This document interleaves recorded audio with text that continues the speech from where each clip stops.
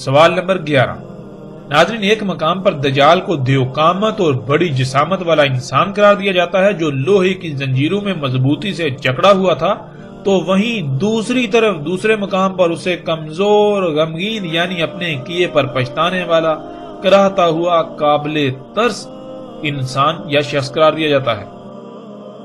روایات کے عکس آپ سکرین پر دیکھ سکتے ہیں اور آپ خود انہیں پڑھ سکتے ہیں۔ ناظرین، یہ بھی ایک غیر معمولی تضاد ہے جس کا جواب دینا ایسے لوگوں کے بس سے باہر ہے، لیکن یہ علماء دجال ایک رخ کو سرے سے چھپا دیتے ہیں اور صرف دوسرے رخ کو ہی سامنے لاتے ہیں کہ وہ ایک بہت بڑا دیوقامت انسان تھا۔ اس بات کی بھی حقیقت کیا ہے آگے اس کا کھل کی وضاحت ہو جائے گی، لیکن یہ لوگ ایسا اس لیے کرتے ہیں کیونکہ ان کو علم ہے کہ اگر اس کے کمزور ہونے اور کراہنے والی بات کو سامنے لایا جائے گا تو پھر اس طبقے نے، ان لوگوں نے اس سے ایسی باتیں منسوب کی ہوئی ہیں کہ وہ بڑے بڑے کام کرے گا جو اللہ کے کرنے والے ہیں۔ تو وہ کیسے کر سکتا ہے جو خود قابل ترس ہے، جو اپنی حالت کو ٹھیک نہیں کر سکتا، قابل ترس ہے، وہ کرا رہا ہے، چیخ رہا ہے، وہ بکا کر رہا ہے، وہ رب ہونے کا دعویٰ کیسے کر سکتا ہے؟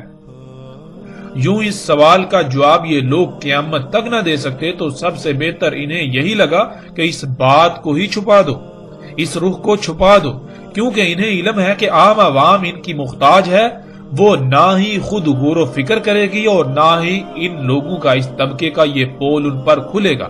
اس لیے جتنا جی چاہے دھوکہ دو، عوام کو جتنا جی چاہے دھوکہ دو، کوئی پوچھنے والا نہیں، بلکہ الٹا لوگ تعریفیں ہی کریں گے کہ کتنے بڑے بڑے علماء ہیں جو دین کی خدمت کر رہے ہیں۔ لیکن حقیقت کیا ہے ناظرین؟ حقیقت آپ کے سامنے ہے، اور جیسے سے آگے بڑھیں گے آپ کے رونگٹے کھڑے ہو جائیں گے، جن حقائق کا آگے چل کر آپ کو سامنا کرنا پڑے گا، جو حقائق کھل کر سامنے آئیں گے۔ اس طبقے کی حقیقت کیا ہے؟ سوال نمبر 12۔ قرآن میں اللہ سبحانہ وتعالی نے صراحت کے ساتھ واضح کر دیا کہ اللہ سبحانہ وتعالی نے الرحمن ہونے کے ناطے ہر انسان کے لیے 1000 سال کی مدت کا تعین کر دیا، یعنی کوئی بھی انسان زیادہ سے زیادہ 1000 سال زندہ رہ سکتا ہے۔ اور ناظرین، اس کی وضاحت آگے چل کر قرآن کی آیات کی روشنی میں عیسیٰ ابن مریم علیہ السلام والے موضوع میں آئے گی۔ فی الحال ہم آگے بڑھیں گے۔ وہ یہ کہ جب کوئی بھی انسان 1000 سال سے زیادہ عمر نہیں پا سکتا، یعنی اپنی پیدائش سے اپنی وفات تک 1000 سال سے زیادہ مدت نہیں پا سکتا، تو سوال یہ پیدا ہوتا ہے کہ اگر دجال انسان ہے تو پھر اس کی عمر 1000 سال سے زیادہ کیسے ہو گئی؟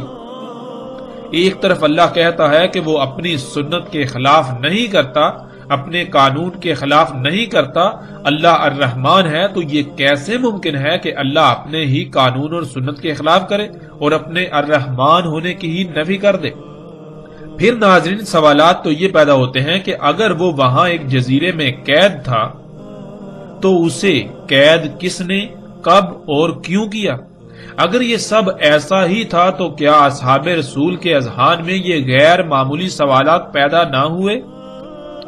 کیا انہوں نے اللہ کے نبی محمد صلی اللہ علیہ وآلہ وسلم سے ایسے سوالات نہ کیے کہ یا رسول اللہ صلی اللہ علیہ وآلہ وسلم، اس کو قید کب کیا گیا، کس نے قید کیا اور کیوں قید کیا، اسے قتل ہی کیوں نہ کر دیا گیا؟ کیونکہ جس نے قید کیا اسے اس کی حقیقت کا علم تھا تو قید کیا نا۔ اور پھر جب کہ وہ وہاں قید تھا تو اصحاب رسول ابن سیاد کے دجال ہونے کی قسمیں کیوں کھاتے تھے؟ یعنی کہ جب صحابہ کرام کو یہ پتا ہے کہ دجال تو ایک جزیرے پر قید ہے جو کہ آخری دور میں نکلے گا، آزاد کیا جائے گا، تو اس کے باوجود وہ اپنی زندگیوں میں اس وقت ابن سیاد کے دجال ہونے پر قسمیں کیوں کھا رہے ہیں؟ پھر ابن سیاد تو یثرب میں ہی پیدا ہوا تھا، جسے آج یہ لوگ مدینہ کہتے ہیں، اور انہی کے سامنے پلا بڑا۔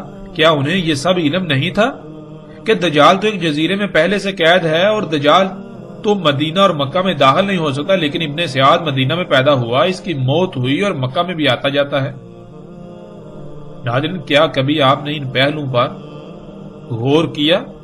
کبھی آپ نے غور و فکر کیا، یا پھر آپ آنکھیں بند کر کے اسی علماء دجال طبقے کے پیچھے بھاگ رہے ہیں؟ یہ جدھر جدھر آپ کو لے جا رہے ہیں آپ ان کے پیچھے ادھر ادھر چلے جا رہے ہیں اپنی آنکھیں بند کر کے. کیا کبھی آپ نے غور کیا اس کا انجام کیا ہوگا؟ آپ کس کا نقصان کر رہے ہیں؟ ناظرین، آپ کسی کا نقصان نہیں کر رہے، صرف اور صرف اپنا ہی نقصان کر رہے ہیں. جب وقت آئے گا تب سوائے پچھتاوے کے کچھ نہیں رہے گا. آج وقت ہے، خدا را اپنی آنکھیں کھولیے، ورنہ بعد میں ہلاکت کے سوا کچھ سامنے نہیں آئے گا. آگے بڑھتے ہیں ناظرین، سوال نمبر 13. ناظرین، جب یہ واقعہ مدینہ کا ہے اور ایسے موقع کا ہے جب مدینہ کے تقریباً تمام انصار و مہاجرین موجود تھے، تو کیا صرف فاطمہ بنت قیس ہی ایسی تھیں کہ جن کو یہ روایت یاد رہی؟ حالانکہ یہ تو ایک ایسا واقعہ تھا جو نہایت عجیب و غریب تھا، اور اس کو کبار اصحاب رسول کو ضرور بیان کرنا چاہیے تھا، لیکن ہمیں ایسا کچھ نہیں ملتا. صرف ایک ہی عورت سے یہ واقعہ منسوب ہمیں ملتا ہے. آخر اس کی وجہ کیا ہے؟ سوال نمبر 14. سوال یہ پیدا ہوتا ہے کہ جب جساسہ دجال کے لیے جاسوسی کرتا تھا، جس سے ثابت ہوتا ہے کہ دجال خبروں کے لیے جساسہ کا محتاج تھا، تو پھر دجال نے جو سوالات کیے وہ تمام کی تمام خبریں جن کا تعلق قطعی غیب سے تھا، ان کا علم اسے کس طرح ہو گیا؟ جیسا کہ ایسے نظریات سے تو بالکل واضح ہو جاتا ہے کہ ایسے تمام کے تمام لوگوں کے نزدیک جو دجال کو ایک معین شخصیت اور وہاں جزیرے پر قید سمجھتے ہیں، ان کے نزدیک ایک شخص جو کہ دجال ہے وہ بھی علم غیب رکھتا ہے، علم غیب رکھتا تھا. تو دوسری طرف انہی لوگوں کا عقیدہ یہ ہے کہ غیب کا علم اللہ کے سوا کسی کو نہیں. تو پھر دجال جب کہ ایک انسان ہے تو اسے غیب کا علم کہاں سے ہو گیا؟ قرآن میں تو اللہ سبحانہ و تعالیٰ نے واضح کر دیا بالکل صراحت کے ساتھ کہ اللہ صرف اپنے چنیدہ رسولوں پر غیب میں سے کچھ ظاہر کرتا ہے. تو کیا دجال اللہ کا رسول ٹھہرا؟ کیا ناظرین کسی کے پاس اس سوال کا جواب ہے؟ خواہ کچھ بھی ہو جائے، کوئی بھی ایسا شخص جو دجال کے ایک انسان ہونے کا دعوے دار ہے، اس عقیدے نظریے پر ڈٹا ہوا ہے، قائم ہے، وہ اس سوال کا جواب نہیں دے سکتا. وہ قرآن کا کفر کر رہا ہے، اللہ کی آیات کا کفر کر رہا ہے، اللہ کے کلام قرآن کا الحکیم ہونے کا کفر کر رہا ہے.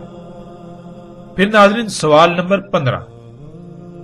جب دجال کو سب علم ہے کہ وہ رب نہیں ہے، رب اللہ ہی ہے، اس کا انجام کیا ہے، تو اس کے باوجود وہ رب ہونے کا دعویٰ کیسے کر سکتا ہے؟ پھر ناظرین سب سے بڑی بات تو یہ ہے کہ رب کے معنی کیا ہے. ہمارا رب کون ہے؟ ہمارا رب اللہ ہے. یعنی ہمارا رب اللہ ہے تو اللہ ہمارا رب کیسے ہے؟ کیا اللہ نے کبھی زبان سے کہا جی میں تمہارا رب ہوں؟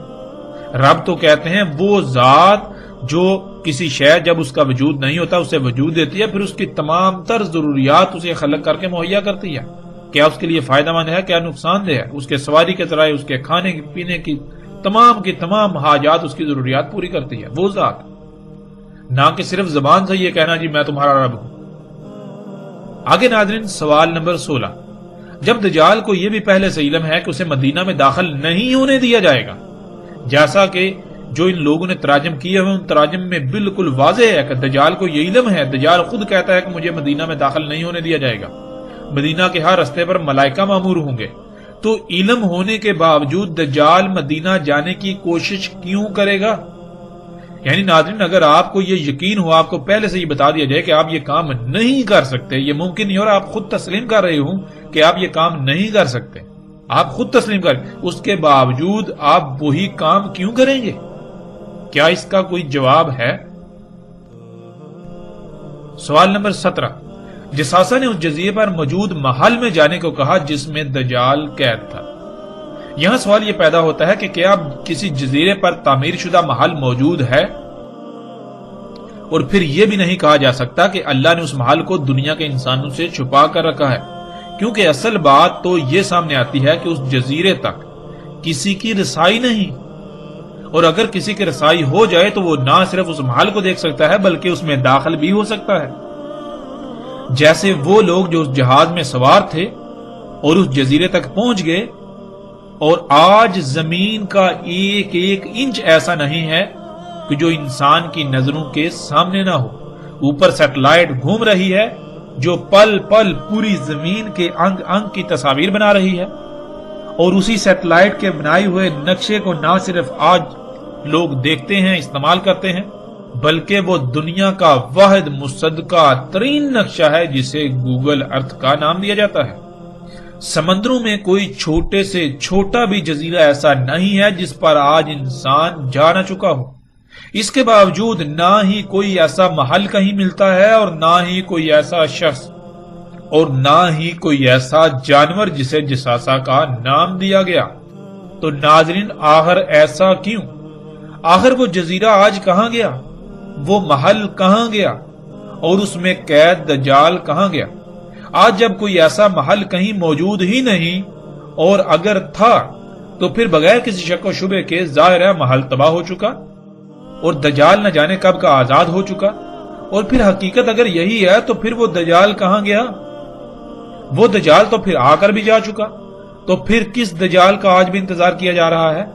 اس روایت کی بنیاد پر دجال کو انسان ثابت کرنے اور انسان ہونے کا عقیدہ رکھنے والوں کی بھی حقیقت کھل کر آشکار ہو جاتی ہے کہ وہ محض نہ صرف خود کو دھوکے میں مبتلا کیے ہوئے ہیں، بلکہ اکثریت کو بھی اسی دھوکے میں مبتلا کر کے ان کی دنیا اور آخرت تباہ کر رہے ہیں۔ ناظرین، اس روایت پر مزید کئی سوالات پیدا ہوتے ہیں اور اعتراضات سامنے آتے ہیں جن کی تعداد بہت زیادہ ہے، لیکن ہم صرف انہی سوالات پر اکتفا کرتے ہیں۔ یہ ایسے اعتراضات ہیں، ایسے سوالات ہیں کہ ان کو دور کرنا ناممکن ہے، ان کے جوابات دینا ناممکن ہے۔ روایت کی صحت کو کوئی ایک ہی اعتراض مشکوک بنا دیتا ہے، لیکن اس میں تو درجنوں لاجواب اعتراضات ہیں۔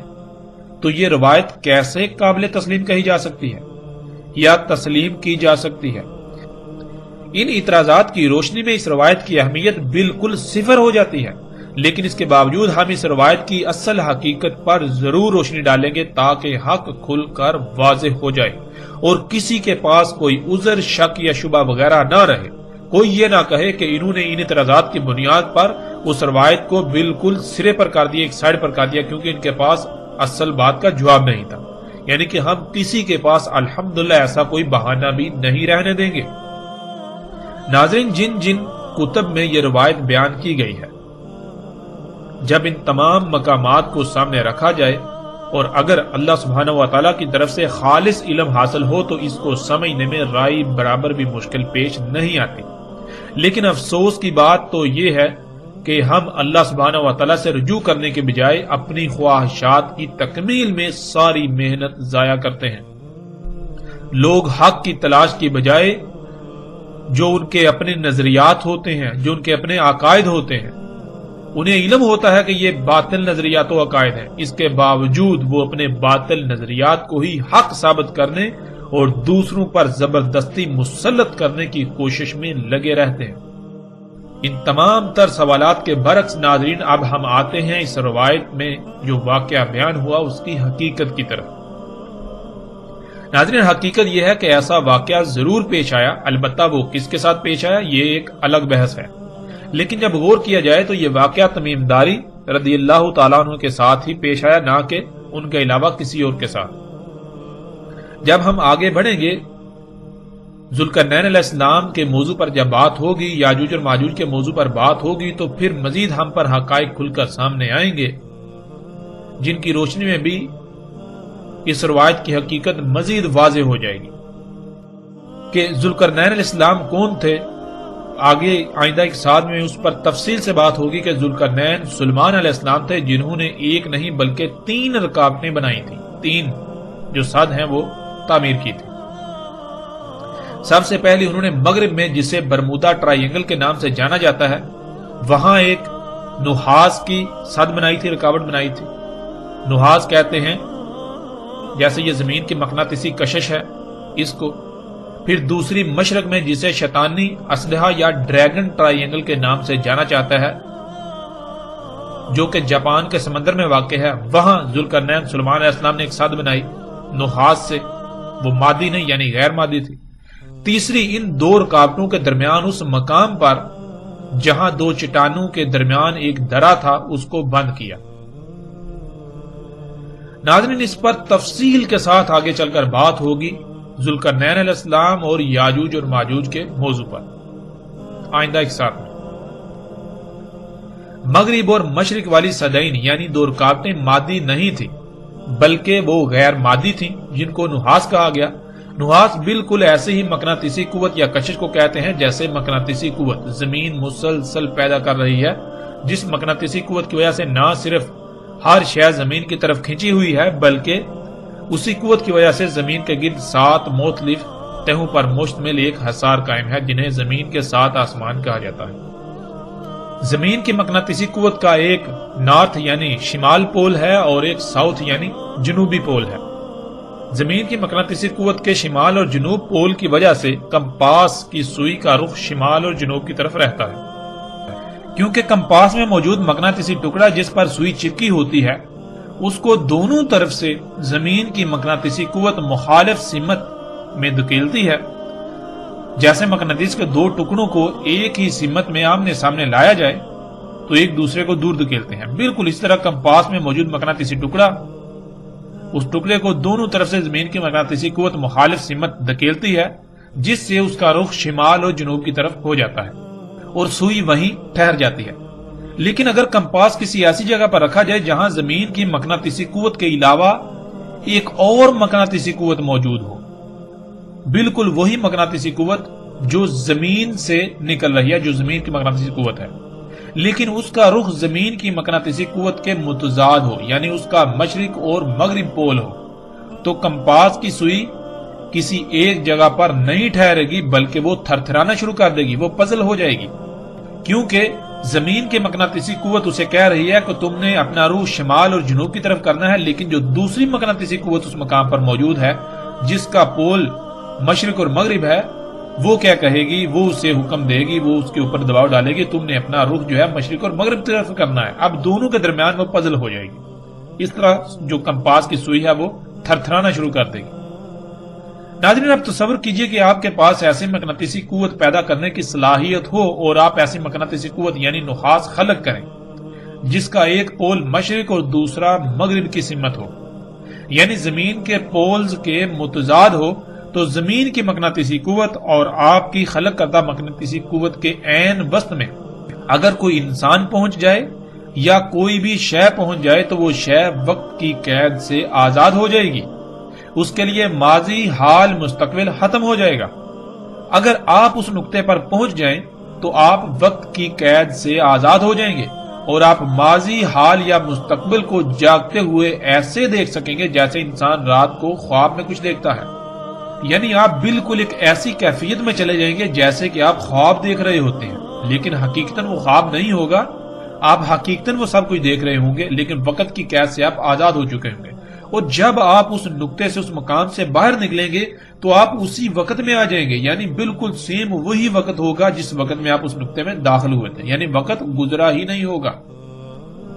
اور ناظرین، اس بات کو دنیا کا کوئی ایسا سائنسدان بھی غلط ثابت نہیں کر سکتا جو ایسے پروجیکٹ پر کام کر رہا ہے، اور اس پر اس وقت امریکہ، روس، جاپان اور چین بہت شدت سے کام کر رہے ہیں۔ الٹا یہ ان کے لیے ایک عظیم راز ہے، عظیم راز سے پردہ اٹھنا ہوگا، لیکن اس راز کے کھلنے سے اب ان کو کوئی فائدہ نہ ہوگا کیونکہ اب تباہی سر پر آ چکی ہے۔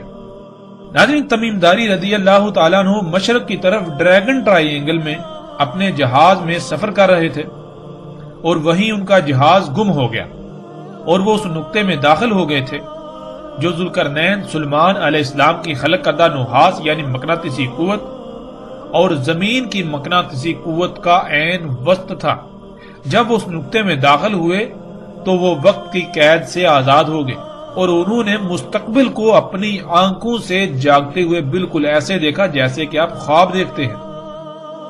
آج جو کچھ ہو رہا ہے وہ سب انہوں نے اپنی آنکھوں سے دیکھا، بالکل ایسے ہی جیسے کہ خواب دیکھا جاتا ہے، یعنی کہ جیسے آپ خواب دیکھتے ہیں بالکل اس طرح انہوں نے مستقبل کو اپنی آنکھوں سے دیکھا۔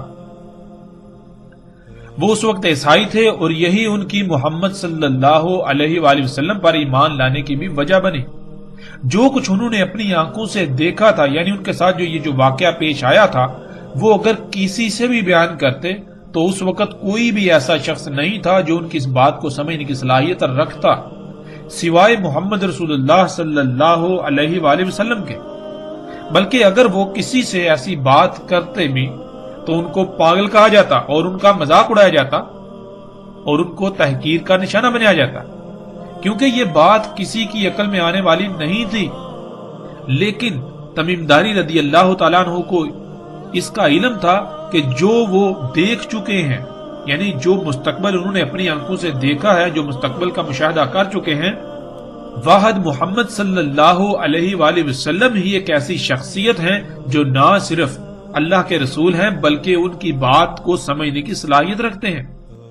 اسی وجہ سے جب وہ واپس پہنچے تو سیدھے رسول اللہ صلی اللہ علیہ وآلہ وسلم کو یہ سارا قصہ سنایا، یہ سارا واقعہ سنایا کہ انہوں نے مستقبل کو اپنی آنکھوں سے دیکھا کہ دنیا کے کیسے کیسے حالات بدلیں گے، اور بالآخر دجال یعنی ٹیکنالوجی، جنہیں آج مشینیں اور جدید ایجادات کا نام دیا جاتا ہے یا نام دیے جاتے ہیں، پوری دنیا کو اپنے لپیٹ میں لے لے گا۔ یہ اشیاء، یہ جو دجال ہے، پوری دنیا کو اپنے لپیٹ میں لے لے گا۔ رسول اللہ صلی اللہ علیہ وآلہ وسلم یہ سارا واقعہ سننے کے بعد تمیم داری رضی اللہ تعالیٰ عنہ کو سب کے سامنے لائے اور ان کو سب کے سامنے واقعہ بیان کرنے کا کہا۔ لیکن اس سے پہلے رسول اللہ صلی اللہ علیہ وآلہ وسلم نے ان کو بتا دیا تھا کہ کیسے الفاظ استعمال کرنے ہیں، کیونکہ اگر جو کچھ دیکھا تھا وہ سب ویسے ہی بیان کیا جاتا تو کسی کی بھی عقل میں بات نہ آتی، کیونکہ اس وقت آج ان ایجادات کے بارے میں تصور کرنا بھی محال تھا۔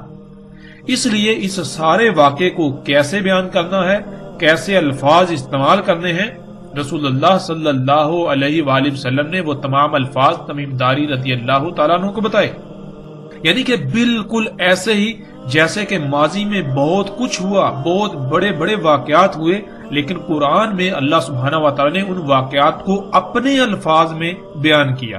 مثال کے طور پر جب قرآن یہ کہتا ہے کہ وہ جو قوم تھی جہاں ذوالقرنین علیہ السلام گئے تھے، جن کو یاجوج اور ماجوج سے بچانا تھا، وہ قوم تو کسی بھی قسم کی کوئی بات سمجھنے کی صلاحیت ہی نہیں رکھتی تھی، وہ بات سمجھنے کے قریب ہی نہیں تھی۔ لیکن اس کے برعکس قرآن میں کیا لکھا ہے؟ قرآن میں تو بالکل واضح لکھا ہے، قالوا یا ذوالقرنین ان یاجوج و ماجوج مفسدون فی الارض، انہوں نے کہا کہ اے ذوالقرنین، یاجوج اور ماجوج جو ہیں وہ تو زمین میں فساد کرتے ہیں۔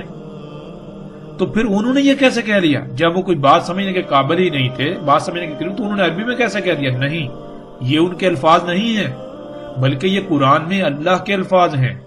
وہ واقعہ اس وقت جو پیش آیا، اللہ سبحانہ و تعالیٰ نے قرآن جو کہ اللہ کا کلام ہے اپنے الفاظ میں اسے بیان کیا۔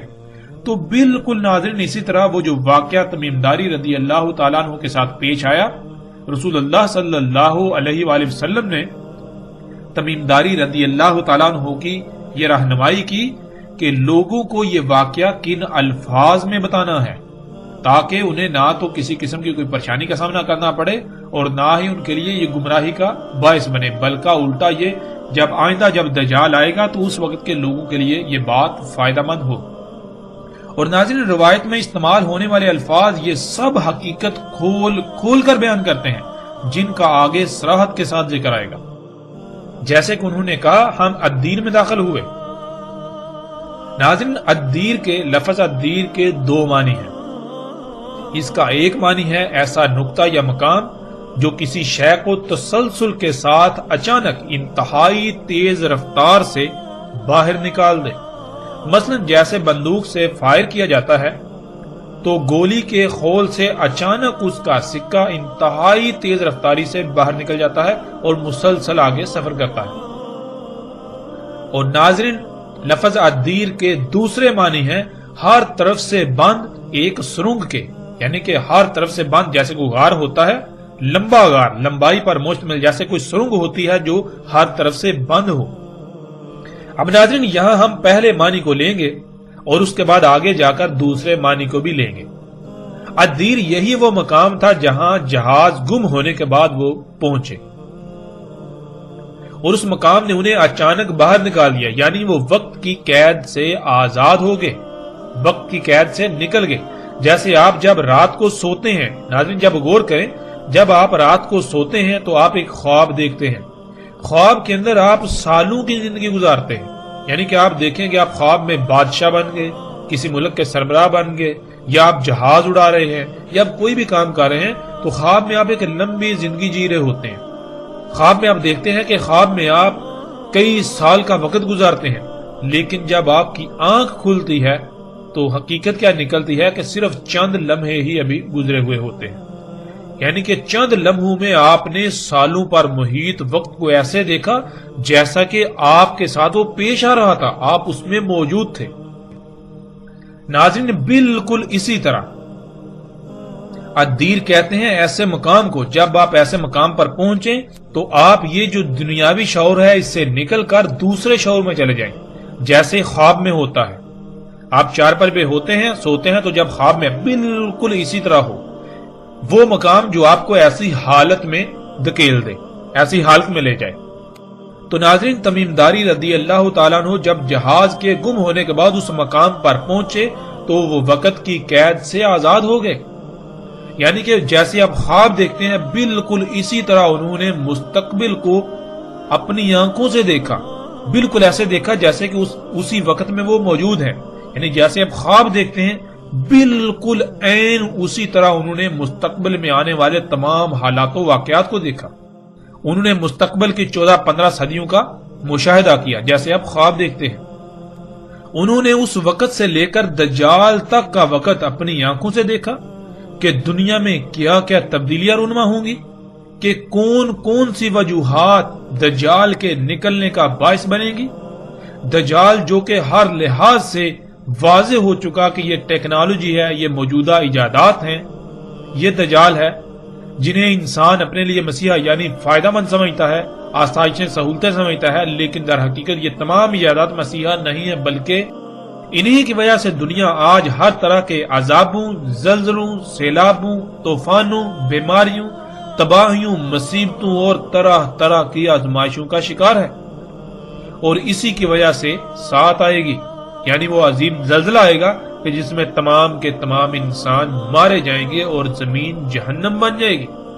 رسول اللہ صلی اللہ علیہ وآلہ وسلم کے الفاظ میں انہوں نے اس سارے واقعے کو یوں بیان کیا جسے ہم ایک مثال سے سمجھ لیتے ہیں۔ مثلا کچھ لوگ ہیں جو پہلی بار 1 سے 100 تک گنتی سیکھ رہے ہیں۔ ناظرین تصور کریں باقی سب ابھی 60 پر ہیں، یعنی 60 تک گنتی سیکھ پائے، لیکن آپ ان میں سب سے پہلے 100 تک گنتی سیکھ لیتے ہیں، یعنی کہ آپ نے 100 تک سیکھ لی۔ باقی لوگ ابھی 60 تک پہنچے لیکن آپ 100 تک پہنچ گئے۔ اب آپ اس کو یوں بیان کرتے ہیں کہ میں نے اپنی تعلیم کا سفر کیا، میں نے اپنی تعلیم کا سفر شروع کیا اور کافی آگے گیا تو میری کسی سے ملاقات ہوئی۔ میں نے اس سے پوچھا کہ تم کون ہو؟ اس نے جواب دیا میں 100 ہوں، یعنی 100 کا ہندسہ ہوں، اور ان قریب میں تمہارے سامنے آ جاؤں گا۔ اب 100 کا ہندسہ یہ بتاتا ہے کہ وہ کب تک سامنے آئے گا، یعنی کیا کیا اس سے پہلے ہونا لازم ہے کہ وہ اس کے بعد سامنے آئے گا۔ 100 کا ہندسہ اب آپ سے پوچھتا ہے کیا تم نے سکول میں داخلہ لے لیا؟ اب آپ جواب دیتے ہیں ہاں۔ اب وہ پھر آپ سے سوال کرتا ہے کیا حقیقتاً ایسا ہو چکا، یعنی آپ داخلہ لے چکے؟ آپ آگے سے جواب دیتے ہیں ہاں ایسا ہو چکا، میں سکول میں داخلہ لے چکا۔ اس نے پھر پوچھا کیا 1 آ گیا؟ آپ نے کہا ہاں وہ تو آ چکا۔ اس نے پھر پوچھا کہ 10 آ گیا؟ آپ نے جواب دیا ہاں 10 بھی آ چکا۔ اس نے پھر سوال کیا کیا 60 آ گیا؟ آپ نے جواب دیا ہاں وہ بھی آ چکا۔ اس نے پھر پوچھا کیا 70 آ گیا؟ اب آپ نے جواب دیا کہ نہیں وہ ابھی تک نہیں آیا۔ تو اس نے کہا کہ اب ان قریب وہی آئے گا، یعنی کہ اب ان قریب 70 آئے گا، اس کے بعد 80 آئے گا، پھر اس کے بعد 90 آئے گا۔ جب 90 آ جائے گا تو میرا سامنے آنے کا وقت بالکل قریب آ جائے گا، اور جب 99 آ جائے تو اچانک میں بھی سامنے آ جاؤں گا، لیکن جب تک 99 نہیں آتا تب تک قانون میں مجھے سامنے آنے کی اجازت ہے ہی نہیں۔ ناظرین، اس مثال کو بار بار سنیے اور اس میں غور کیجئے۔ اگر آپ نے اس مثال کو سمجھ لیا تو تمیم داری رضی اللہ تعالیٰ عنہ والے واقعے کی ساری حقیقت آپ کے اوپر کھل جائے گی۔ یہ مثال اس واقعے کی ساری حقیقت کو کھول کر رکھ دے گی اور بہت ہی آسانی سے سارا واقعہ بالکل سمجھ آ جائے گا۔ بالکل یہی کہا تمیم داری رضی اللہ تعالیٰ عنہ نے کہ ان کی ملاقات دجال سے ہوئی، انہوں نے دجال کو دیکھا۔ دجال کو آپ اس مثال میں 100 کا ہندسہ تصور کر لیں، جیسے آپ کی 100 کے ہندسے سے گفتگو ہوئی، بالکل ویسے ہی دجال کے ساتھ تمیم داری رضی اللہ تعالیٰ عنہ کی گفتگو ہوئی۔ یعنی حقیقتاً ایسی کسی گفتگو کا کوئی وجود نہیں ہے، ایسی کوئی گفتگو نہیں ہوئی، بلکہ ان کے ساتھ جو واقعہ پیش آیا، جو انہوں نے مستقبل کو اپنی آنکھوں سے دیکھ لیا، جو کہ باقی ابھی نہیں دیکھ سکتے، باقی جیسے انسان آئیں گے وہ دیکھیں گے، لیکن وہ پہلے ہی وہ سارے حالات و واقعات دیکھ چکے۔ اس سب کو سامنے عام سطح پر بیان کرنا تھا تاکہ اصل مقصد سب سمجھ جائیں، تو اس کو اس طرح حکمت کے ساتھ بیان کیا کہ دجال آئے گا، لیکن کب آئے گا؟ تمیم داری رضی اللہ تعالیٰ عنہ نے باقی سب سے پہلے ہی اسے دیکھ لیا۔ رسول اللہ صلی اللہ علیہ وآلہ وسلم کے بتائے ہوئے الفاظ میں انہوں نے بتایا کہ انہوں نے سوال کیا کہ کیا عربوں میں نبی آ گیا؟ ہم نے کہا ہاں آ گیا۔ اس نے پھر سوال کیا کیا انہوں نے اس کی اطاعت کی یا نافرمانی؟ ہم نے کہا اطاعت کی۔ دجال نے کہا اسی میں ان کے لیے خیر ہے۔ اب یہاں یہ ذہن میں رکھیں، دجال خیر نہیں بلکہ شر اکبر ہے۔ دجال سے بڑا شر اور کوئی نہیں ہے جب سے انسانوں کو دنیا میں لایا گیا۔ تو اس نے کہا کہ اسی میں ان کے لیے خیر ہے، اس کا مطلب یہ ہے کہ جب تک محمد رسول اللہ صلی اللہ علیہ وآلہ وسلم کی اطاعت ہوگی، انہی کی لائی ہوئی دعوت پر عمل کیا جائے گا، یعنی دنیا کو فطرت پر رکھا جائے گا، اسی میں انسانوں کے لیے خیر ہوگی۔ دجال نہیں نکل سکے گا جب تک رسول اللہ صلی اللہ علیہ وسلم کی دعوت کے مطابق دنیا کو فطرت پر رکھا جائے گا تو دجال نہیں نکل سکے گا، جس سے لوگوں کو نقصانات نہیں ہوں گے۔ دجال تب ہی نکلے گا جب محمد رسول اللہ صلی اللہ علیہ وآلہ وسلم کی نافرمانی کی جائے گی، جب اس دین کو چھوڑ دیا جائے گا جو محمد رسول اللہ صلی اللہ علیہ وآلہ وسلم نے واضح کیا تھا، دین فطرت۔ محمد رسول اللہ صلی اللہ علیہ وآلہ وسلم نے اور اللہ نے قرآن میں دنیاوی مال و متاع کو دھوکے کا سامان قرار دیا اور اس کے قریب بھی جانے سے منع کر دیا اور اس سے دور رہنے کا بار بار حکم دیا۔ جب تک انسان ایسا کریں گے تب تک وہ اس دنیاوی مال و متاع کے دجل سے بچے رہیں گے، اور جب وہ اس کے پیچھے پڑیں گے تو ایسے دجال کا شکار ہوں گے کہ حق کو سمجھنا ناممکن کے قریب تر ہو جائے گا۔ دنیا میں آنے کا مقصد کیا ہے؟ سب کے نزدیک دنیاوی مال و متاع، جس کو اللہ نے قرآن میں دھوکہ کہا، اسی کا حصول بن جائے گا۔ رسول اللہ صلی اللہ علیہ وآلہ وسلم نے بتا دیا تھا کہ کب تک ان کی اطاعت کی جائے گی، جیسے کہ اطاعت کرنے کا حق ہے۔ اس کے لیے محمد رسول اللہ صلی اللہ علیہ وآلہ وسلم نے کہا تھا کہ خلافت علی منہاج نبوہ رہے گی 30 سال، پھر اس کے بعد جو کچھ ہوگا وہ بھی بیان کر دیا۔ اب آپ سے سوال یہ ہے کہ اگر آج تک پوری دنیا میں خلافت علی منہاج نبوت قائم رہتی تو کیا دنیا کی آج یہ حالت ہوتی؟ دجال نکل سکتا تھا؟ یعنی یہ موجودہ ٹیکنالوجی جو شرع اکبر ہے، جو شرک اکبر ہے، انسان یہ کر پاتا؟ ہرگز نہیں کر پاتا۔ تو یہی انہوں نے کہا محمد رسول اللہ صلی اللہ علیہ وآلہ وسلم کی اطاعت میں ہی خیر ہے۔ جب ان کی نافرمانی کی جائے گی تو یہی وجہ بنے گی دجال کے نکلنے کی۔ پھر اسی طرح بتدریج جو سوال انہوں نے بیان کیے کہ دجال نے ان سے پوچھا کہ فلاں ہو گیا اور فلاں ہو گیا، تو اس کا مطلب یہ تھا کہ دجال کے آنے سے پہلے فلاں کچھ ہوگا، جب تک وہ نہیں ہوگا تب تک دجال نہیں نکل سکتا۔ یعنی جن وجوہات کی بنا پر ٹیکنالوجی، یہ جدید ایجادات جو کہ دجال ہیں، وجود میں آئیں گی، دجال وجود میں آئے گا، جب تک وہ عوام الوقوع پذیر نہیں ہوتے تب تک دجال نہیں آ سکتا۔ جیسے مثال کے طور پر 10 کا ہندسہ ہے تو 10 کا ہندسہ آنے کے لیے پہلے 1 آتا ہے، پھر 2 آتا ہے، 3 4 5 6 7 8 9، پھر جا کے 10 آتا ہے۔ جب تک 1 نہیں آئے گا 2 کیسے آ سکتا ہے، 2 نہیں آئے گا 3 کیسے آ سکتا ہے، 3 نہیں آئے گا 4 کیسے آ سکتا ہے۔ اس طرح جب تک کہ 10 کے پیچھے جو عوامل ہیں، جب وہ عوامل نہیں وقوع پذیر ہو جاتے، تب تک وہ 10 کیسے آ سکتا ہے۔ ناظرین، پیچھے جو ہم نے مثال بیان کی اس میں اور جس طرح تمیم داری رضی اللہ تعالیٰ عنہ نے یہ واقعہ بیان کیا، اس میں کوئی فرق نہیں، ایک رائی برابر بھی فرق نہیں ہے۔ اگر آپ نے اس مثال کو سمجھ لیا تو آپ نے اس واقعہ کی حقیقت کو سمجھ لیا۔ جیسے آپ نے باقی سب ابھی 60 پر ہیں تو 100 تک گنتی سیکھ لی اور ایک مثال کی شکل میں باقیوں کو بتایا، بالکل اسی طرح تمیم داری رضی اللہ تعالیٰ عنہ کو اللہ سبحانہ و تعالیٰ نے اس وقت مستقبل دکھا دیا، جیسے آپ خواب دیکھتے ہیں، یہ دجال دکھا دیا، تو انہوں نے پھر ان الفاظ میں اس واقعے کو بیان کیا۔ ناظرین، اس کی مزید تصدیق روایات میں آنے والے الفاظ خود بخود کرتے ہیں۔ ابھی ہم صرف اور صرف اللہ کے فضل سے نہ صرف ان الفاظ کو سامنے رکھیں گے، بلکہ ان الفاظ کو کیسے توڑ مروڑ کر امت کو دھوکہ دیا جاتا رہا، انسانیت کو دھوکہ دیا جاتا رہا، اور دھوکہ دینے والوں کا بھی پردہ چاک کریں گے۔ اس کے باوجود اگر کوئی حق کی بجائے گمراہی کا سودا کرتا ہے تو حق آ جانے کے بعد ہی کرے گا، اور اس کے پاس روز محشر کوئی عذر نہیں ہوگا، کیونکہ اس پر حجت پوری ہو چکی۔ ناظرین، اس وقت سکرین پر آپ کو ابو داؤد کی روایت نظر آ چکی ہے۔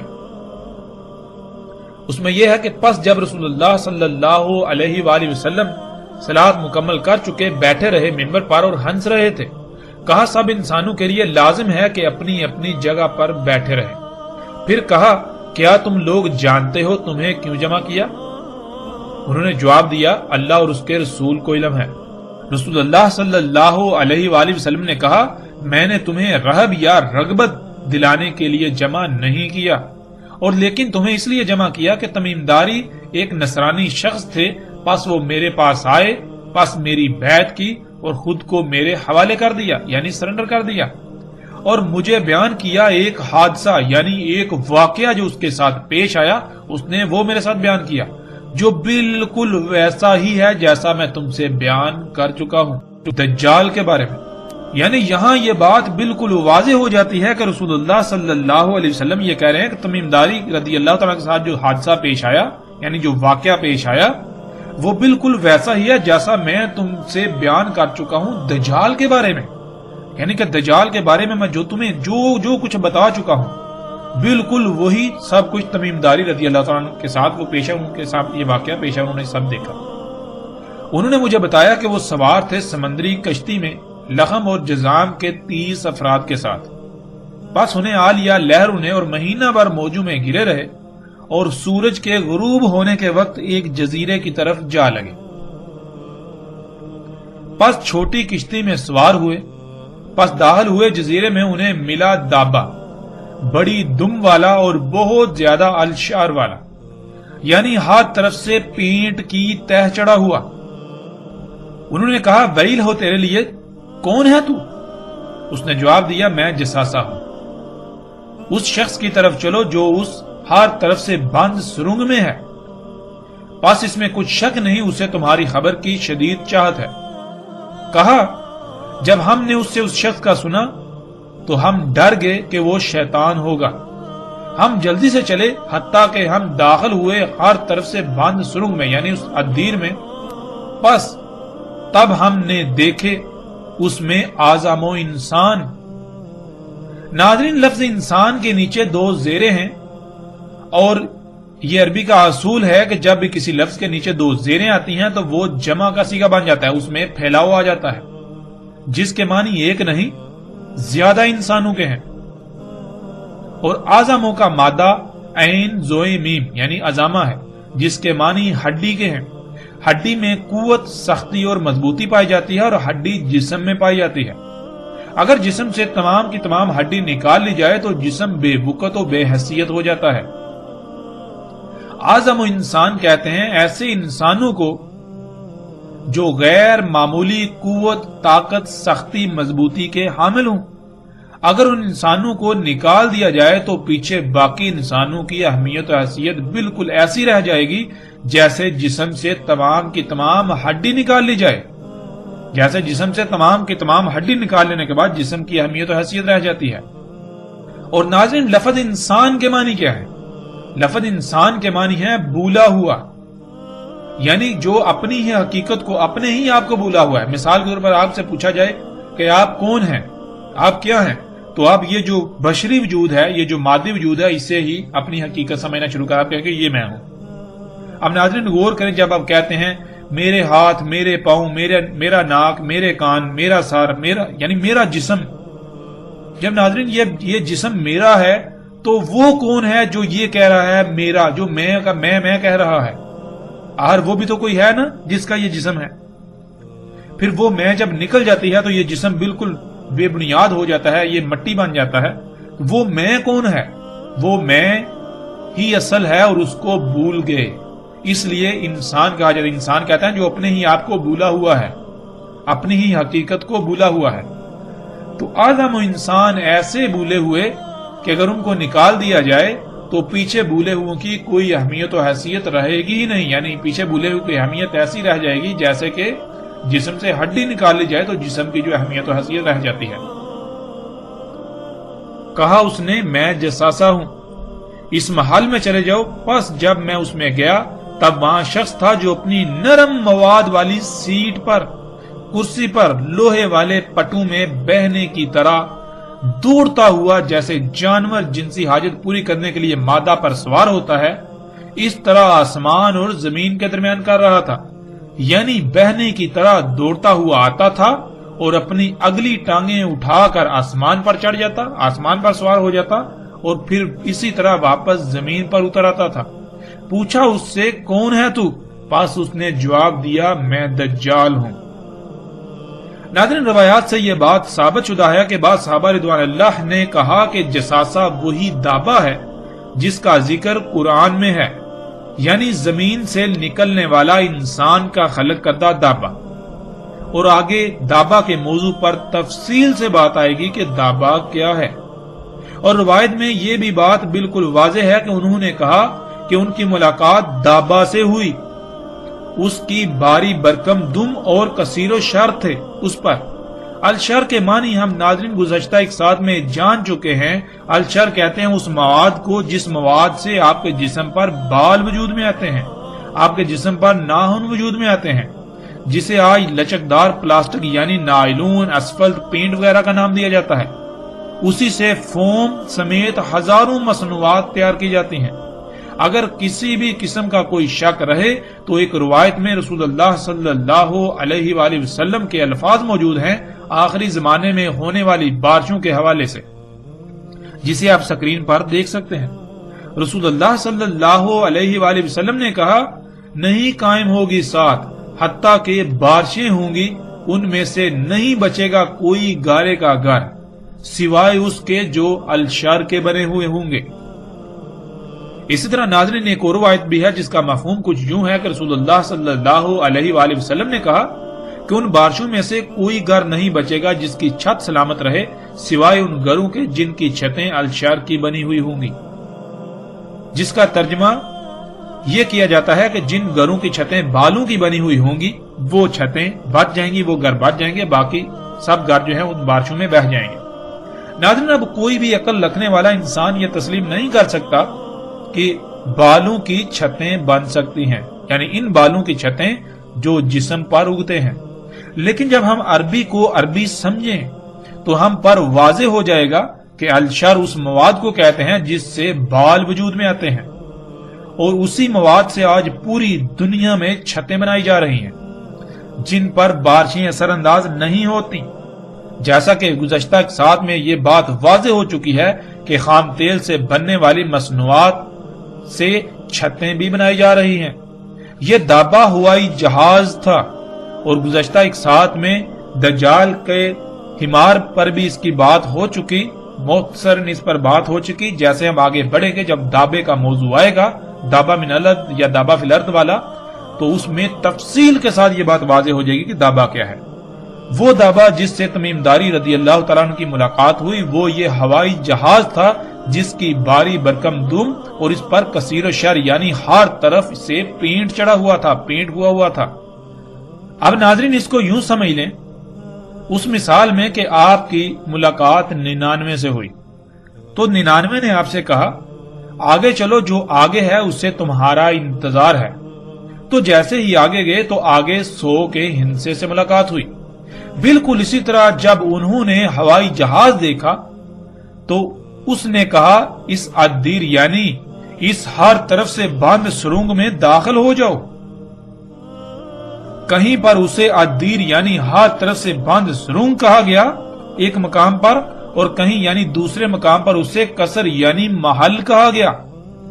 جہاز میں جب آپ داخل ہوں تو آپ حیران رہ جائیں گے کہ جہاز حقیقتاً نہ صرف الدیر ہے یعنی ایک ایسی سرنگ ہے جو ہر طرف سے بند ہے، اور وہ سرنگ اندر سے ایک محل کا منظر پیش کرتی ہے، بلکہ وہ سرنگ اندر سے محل کا منظر پیش کرتی ہے۔ جب وہ اس دیر یعنی محل نما ہر طرف سے بند سرنگ میں داخل ہوئے تو انہوں نے جو دیکھا اس کے بارے میں کئی طرح کے الفاظ آئے ہیں، اور وہ سب کے سب اپنی جگہ پر بالکل ٹھیک ہیں۔ اب سب سے پہلے ہم یہ دیکھتے ہیں کہ آج تک ان الفاظ کو کیسے بیان کیا گیا جو اندر موجود انسان کے بارے میں استعمال کیے گئے۔